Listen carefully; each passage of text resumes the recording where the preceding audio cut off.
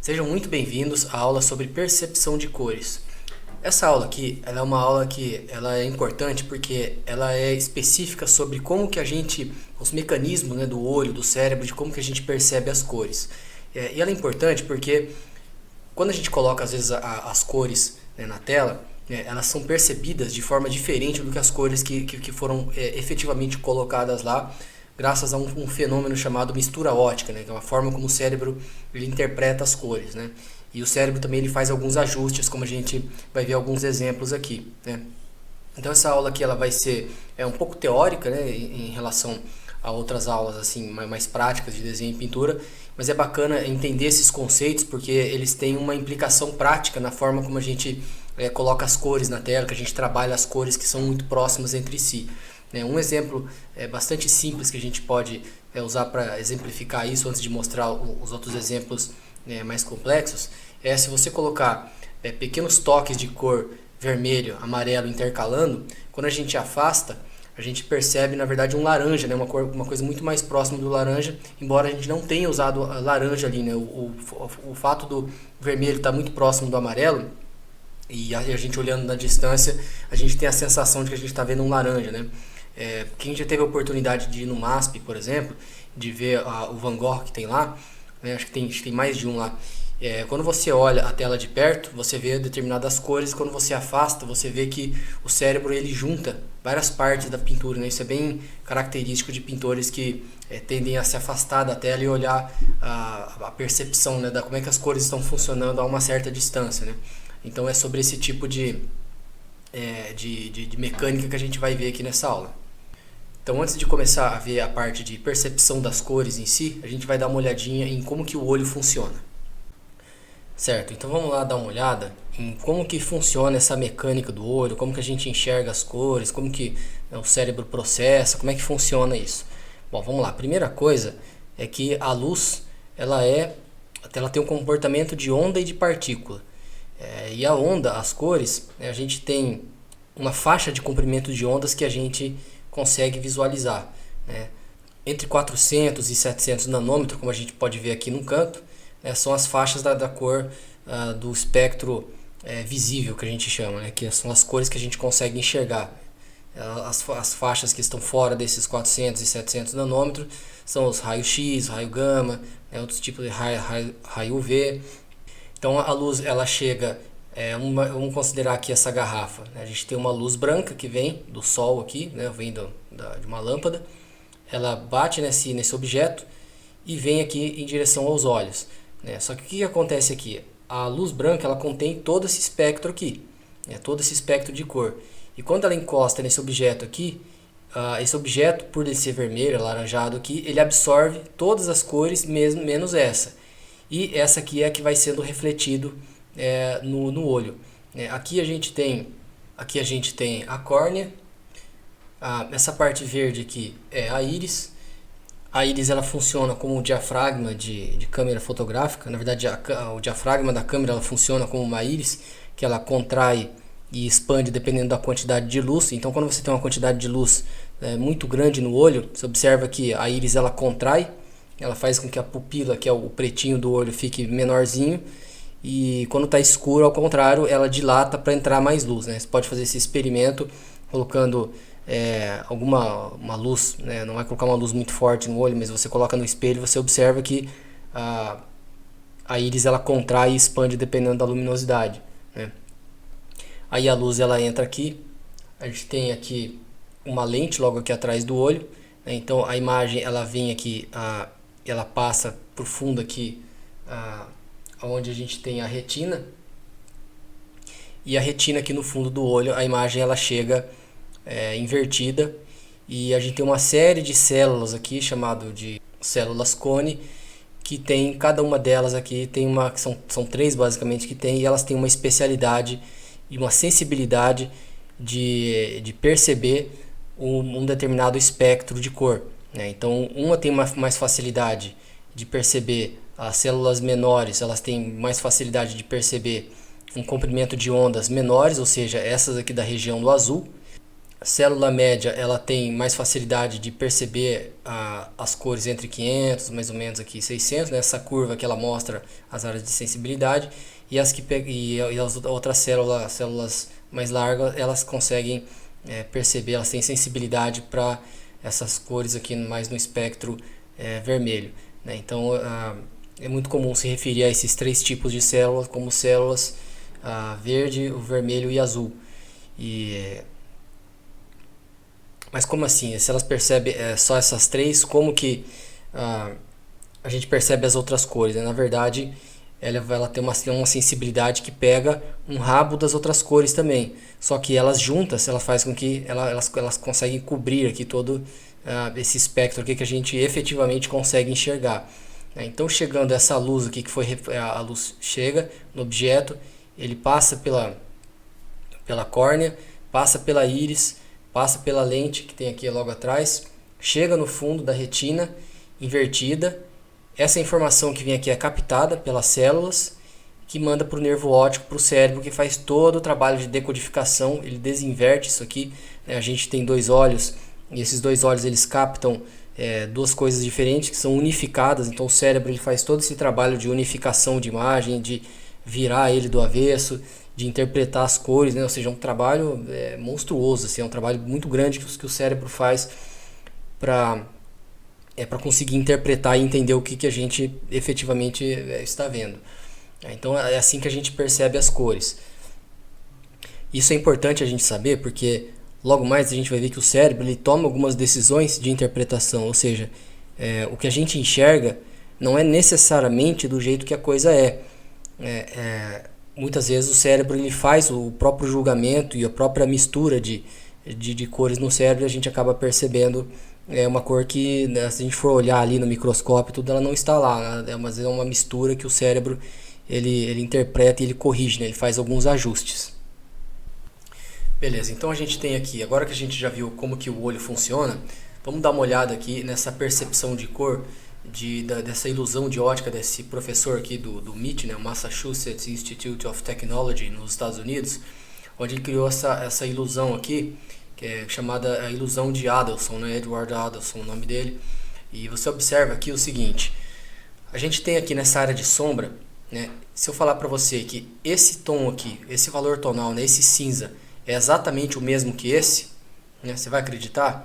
Então o que acontece aqui? Quando a gente olha aqui de perto, né, isolado, né, a sombra, e você faz uma ponte entre um e outro, olha, se você comparar esse aqui com esse,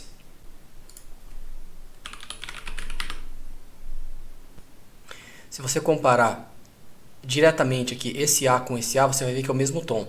Se você comparar esse B com esse B, é o mesmo tom. Agora, quando você faz uma ponte, você compara esses dois lados aqui, ó, é aqui que acontece a mágica, né? Você percebe que o B e o A, eles são exatamente o mesmo cinza. Só que pelo fato do B ele estar numa área da sombra e ele está cercado por cinzas mais claros, né, você percebe que o cérebro ele faz um ajuste, né? E aqui, como ele esse tom ele está cercado por áreas mais claras, né, o cérebro ele faz o ajuste de que esse aqui ele é na verdade mais escuro do que ele realmente é. Então, na realidade, uma cor que está cercada por cores mais claras, eles tendem a parecer mais escuras. E uma cor clara ou média que está cercada por cores mais escuras, ela tende a parecer mais clara, né, por contraste. Então o cérebro ele faz um determinado ajuste de acordo com as cores que estão em voltas. E é isso que a gente vai ver aqui a seguir, mais alguns exemplos desse tipo de coisa, né? Desse tipo de fenômeno de ajuste que o cérebro faz. Esse aqui no caso ele é um ajuste de tom, basicamente, né? Um ajuste de valor tonal. A gente não tem aqui, a gente tem esse verde aqui, mas a gente está olhando basicamente aqui a sombra do quadriculado, né? A gente está trabalhando aqui só com tons de cinza. E agora a gente vai ver como que acontece isso com cor também, em alguns exemplos aqui de ilusão de ótica bastante interessante. Essa foto aqui eu vi um tempo atrás, eu não sei qual que é a fonte dela, mas observa que ela é uma foto totalmente preto e branco, né? Se você pudesse afastar do monitor e olhar, você vai ver que você tem a sensação de que essa moça aqui ela está usando uma camiseta amarela, né? Essa pessoa que está usando uma camiseta verde, camiseta vermelha, azul, né? E E esses efeitos aqui também de quadriculado, né, avermelhado, também dá essa sensação de tom de pele quando a gente olha de longe, né? Então, mas a foto em si ela é preto e branco, né? Então o que acontece aqui? O cérebro, ele, como essas cores aqui tem muita cor vizinha aqui desse preto e branco aqui, né, desse cinza, o cérebro ele faz uma interpolação e ele tende a entender que o cinza, como o cinza ele é mais ele é menos forte, vamos dizer assim, né, ele fica mais apagado e o cérebro ele tende a dar preferência para a cor no caso. Então ele faz uma assunção, né, uma presunção de cor aqui nessa ilusão de ótica, né? Então quando você olha de longe, o verde ali, ele vai ficando mais comprimido e o cérebro vai entendendo, não, isso aqui é uma região verde, né? Então, mas não é isso que quando você olha bem de perto, que não é isso que a foto, né, que a imagem está mostrando. Um outro exemplo aqui que de percepção de cor, se você olhar fixamente aqui nessa parte aqui de dentro aqui, né, você observa que a parte de fora ela parece um pouco mais clara do que essa parte de dentro. Observe que aqui parece como se fosse um amarelo bem clarinho, assim, né? Só que um pouco mais escuro em relação a esse branco aqui de fundo, né? É uma outra ilusão que o cérebro ele se engana, né? Ele faz uma presunção aqui que não é a realidade. Mas se você usar um conta-gotas aqui no Photoshop ou algum outro programa, você vai ver que é exatamente o mesmo branco ali. Mas a gente entende como uma cor com um tom um pouco mais para baixo, né? Isso graças a essas duas cores aqui, né, que tem aqui cercando esse objeto, essa área. Essa aqui também é uma ilusão de ótica. Todos esses pontos aqui eles estão parados, né, mas graças aqui a forma como o cérebro trabalha nessa visão periférica, a sensação que a gente tem é que isso aqui está tudo mexendo, né, mas não tem absolutamente nada mexendo aqui, mas o cérebro ele começa a passear aí por todas essas áreas, fazendo uma interpolação. E ele presume que existe movimento aí, né? Então é bem curioso assim a gente enganar o cérebro dessa forma, né? Até divertido a gente ver esse tipo de material para ver que realmente o cérebro ele não é perfeito, né? Ele tem as suas formas de trabalhar que não necessariamente reflete a realidade, né? A nossa percepção da realidade. Esse aqui ele é um outro exemplo interessante, né? Então se você pegar e tampar com o dedo aqui, essa região aqui, tampa daqui até aqui, essa ponta que você vai ver que o A e o B, essa parte aqui onde o A está marcado e o B está marcado, é o mesmo tom também, que é uma ilusão parecida com a ilusão de Adelson, né? Se a gente tampar o dedo aqui, tampar com 2 dedos aqui no caso, você vai ver que o A e o B ele tem exatamente o mesmo tom. Eu estou fazendo esse teste aqui agora, ó, minha mão está aqui, estou tampando aqui essa dobra aqui que tem, deixando só aparecer as faces, uma que está voltada para baixo, uma que está voltada para cima. E você observa que é o mesmo tom, né? Então na realidade o B ele está muito próximo, é o A que acaba clareando, né, na nossa interpretação aqui, né? Tudo isso por causa das cores que estão em volta, né? O contraste que a gente tem aqui, né? Tudo que está em volta de uma coisa mais clara parece mais escuro, o que está mais claro parece que está em volta de coisa mais clara, ela parece mais escuro, o que está em volta de coisa mais clara é mais escuro, parece mais claro. Aqui também a gente tem uma outra percepção de cor, né? Você observa como que aqui a gente tem um degradê, né? Um gradiente, né? Um gradiente de tom, basicamente, né? A gente tem do mais escuro para o mais claro. E aqui observa que a gente tem uma faixa única de tom, né? Aqui é todo um cinza, né? Eu vou deixar essas imagens para que vocês possam explorar elas, abrindo um editor de imagem, né? Um Photoshop da vida aí, e vocês usarem o conta-gotas para ver que realmente isso aqui é um tom só. Só que a gente olhando aqui, por contraste do que está aqui nessa ponta, a gente tem a impressão de que essa parte aqui ela é muito mais clara do que essa, por exemplo, mas é exatamente o mesmo tom, porque entra naquilo que eu acabei de falar. Tudo que está cercado por área mais escura, ele tende a parecer mais claro. O cérebro ele faz esse ajuste.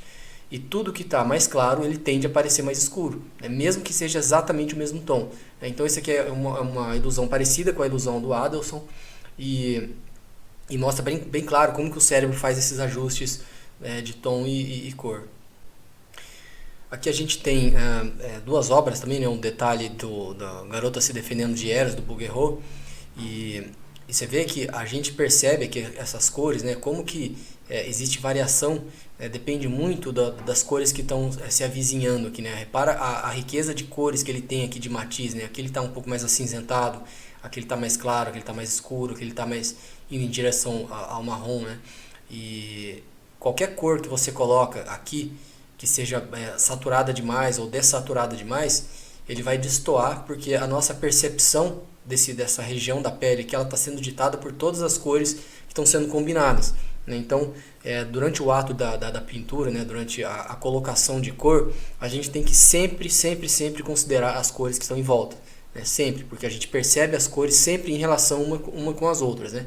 Aquele cinza, por exemplo, que a gente viu no exemplo anterior, ele fica parecendo mais claro, mais escuro, dependendo do que está em volta, né? Então, quer dizer, a mesma cor que a gente misturasse, por exemplo, um cinza neutro, 50%, certinho ali na metade, né, da escala tonal, dependendo do contexto que a gente coloca, ele pode ficar totalmente fora ou ele pode ficar totalmente dentro, né? Depende muito do que está em volta, de como que a forma está sendo descrita ali. Aqui a gente tem um outro exemplo aqui da obra O Beijo, do Francisco Hayez, e observa aqui também como que ele trabalha com cores vivas aqui no centro e tudo, mas se você pegar e olhar aqui, basicamente, embora que pareça que está azulado, na verdade o que a gente tem aqui é um amarelo que vai indo em direção ao cinza, né? E ele não vai em direção ao espectro, ou seja, a matiz cromática dessa cor aqui, ela não está no azul, ela está no amarelo ainda, mas é um amarelo bem dessaturado, né? Então, por contraste, ele acaba parecendo mais azulado. A mesma coisa que essa região, né? Você tem várias nuances aqui de amarelo, né? Parece que está indo em direção ao azulado, mas na verdade é apenas cinza, né? Parece que a gente está vendo um verde aqui e tudo, mas na verdade são tudo variações dentro dessa matiz cromática aqui de amarelo ocre, né? Um pouco de preto aqui talvez, né? Mas ele nunca foge, né? Então você vê que a gente parece pra gente que isso aqui é azul, mas não é, né? É só um amarelo com uma saturação bem baixa que parece azulado por causa do contexto que está em volta.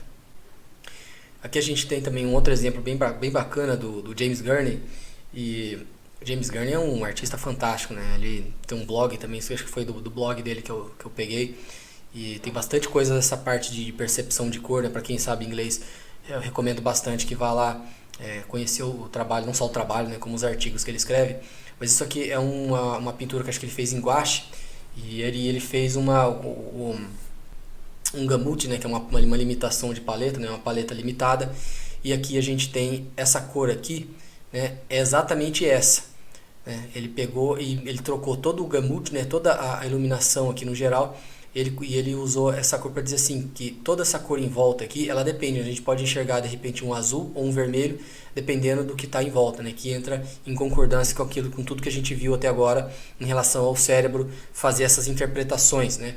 Você observa que essa cor aqui, né, é exatamente a mesma que essa, e quando a gente transforma tudo em tons de cinza, a gente vê que realmente é a mesma cor. Essa cor aqui é a mesma dessa, essa aqui é a mesma dessa, né? E a gente percebe, quando transforma em tons de cinza, que essas duas separadas aqui, você pode ver que ele usou exatamente a mesma cor, né? Eu vou deixar também essa imagem aqui, caso vocês queiram usar o conta-gotas aí para testar, né? Para explorar esse tipo de ilusão, né? de percepção. E agora a gente vai dar uma olhada aqui na Catedral de Rouen, do Monet, né? Esse aqui é um exemplo onde você pode ver que ele usa várias cores sem misturar, né? Ele usa pequenos toques aqui de cor, né? E quando a gente olha de longe, olha, repara como que a gente não vê as cores individualmente, né? A gente não vê esse violeta, a gente não vê esses toques aqui de cor. Por exemplo, essa aqui acho que é daqui dessa parte aqui de baixo, né?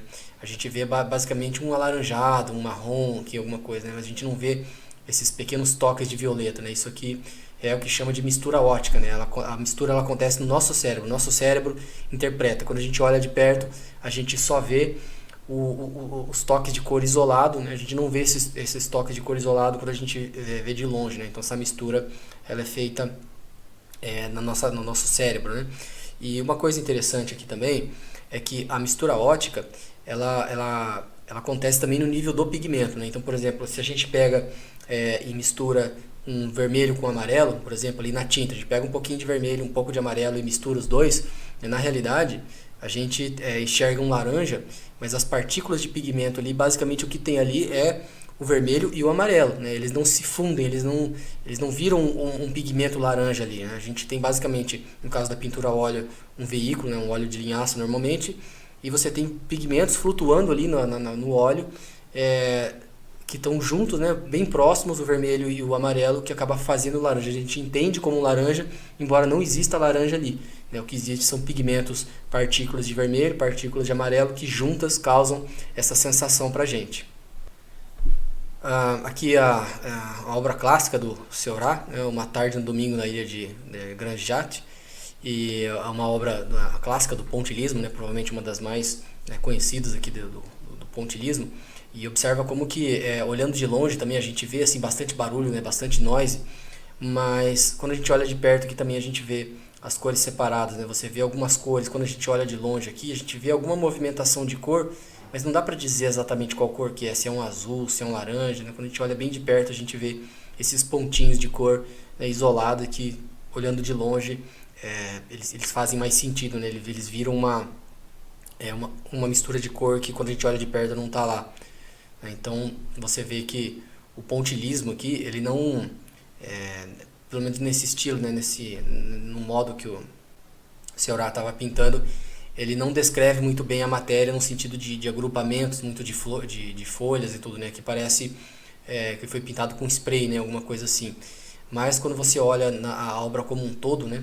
Ela tem uma vibrância, uma movimentação assim, num nível mais fino de textura, que é característico do pontilhismo, e você não consegue esse tipo de textura visual usando marcas de pinceladas mais proeminentes, como o estilo da bravura, por exemplo. Então, as obras de pontilhismo, elas são obras que elas tendem a buscar esse tipo de ilusão de ótica, né? Esse tipo de sensação visual quando as cores são colocadas umas do lado das outras. Beleza, então para encerrar aqui a aula sobre percepção de cores, né? O que é importante lembrar aqui dessa aula? As cores, elas são percebidas em relação umas às outras, né? O cérebro ele faz ajuste. Então é mais importante você colocar na tela a cor que faz sentido para a percepção, né? Porque é assim que as pessoas vão perceber, é assim que o olho percebe, do que se ela faz sentido dentro de repente de alguma escala de valor ou modelagem da forma que você está trabalhando. Então, em alguns casos, você vai misturar uma cor na paleta, né? Se você estiver trabalhando numa tela branca, os valores tonais a gente vai perceber eles um pouco mais escuros, né? Por isso que normalmente se faz o tingimento da tela, né? Uma imprimitura, que é para evitar que a gente tenha esse contraste tão grande de uma tela branca com uma paleta marrom, né? Então, quanto mais próximo for a paleta, a superfície que você estiver trabalhando e a superfície que você estiver pintando, melhor, mais fácil vai ser de julgar esses tons, né? Ou menos difícil. E então às vezes a cor que você está pintando pode parecer que não faz sentido colocar ela lá, né? Mas quando ela está junto com as cores vizinhas, elas fazem sentido, né? Porque o cérebro ele vai fazendo esses ajustes, né? Então a gente trabalha sempre com as cores em relação umas com as outras e como que a gente está percebendo essa relação das cores umas com as outras, né? Então espero que essa aula tenha sido útil, né? Que você leve esses ensinamentos aí de percepção sempre que você estiver trabalhando com cor, né? E obrigado então por ter visto a aula até o final e até a próxima.